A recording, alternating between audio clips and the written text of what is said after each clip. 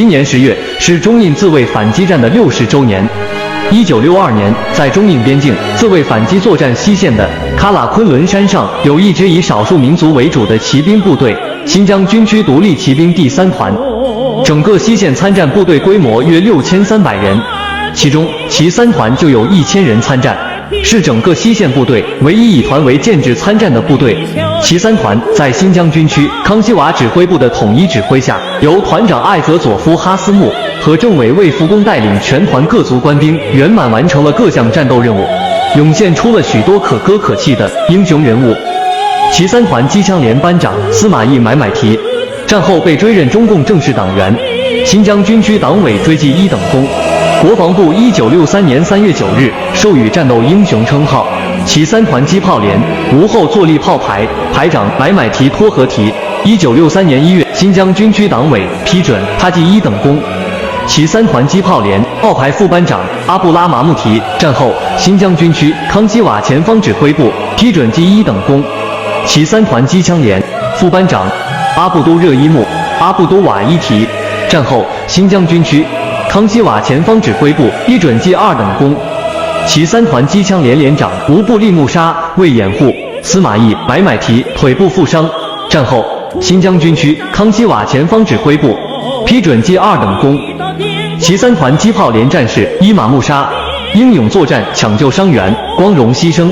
战后新疆军区康希瓦前方指挥部批准记2等功。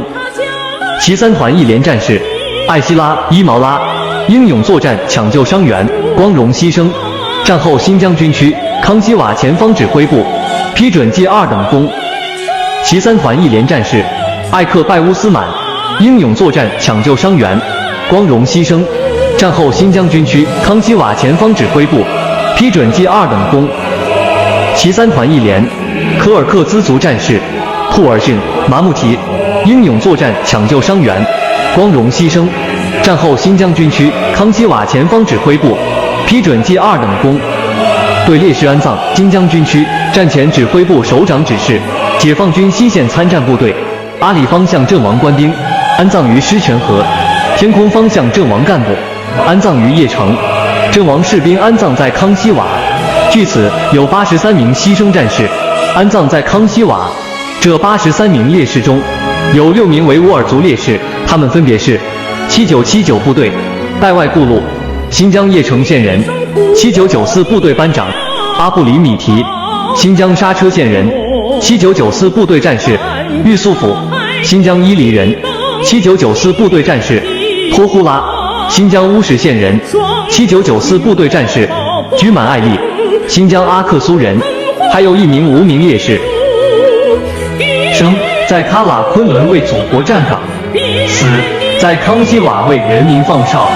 这是烈士们的铮铮誓言，让我们铭记历史，缅怀先烈，感望未来，发扬光荣传统，创造更加辉煌的明天。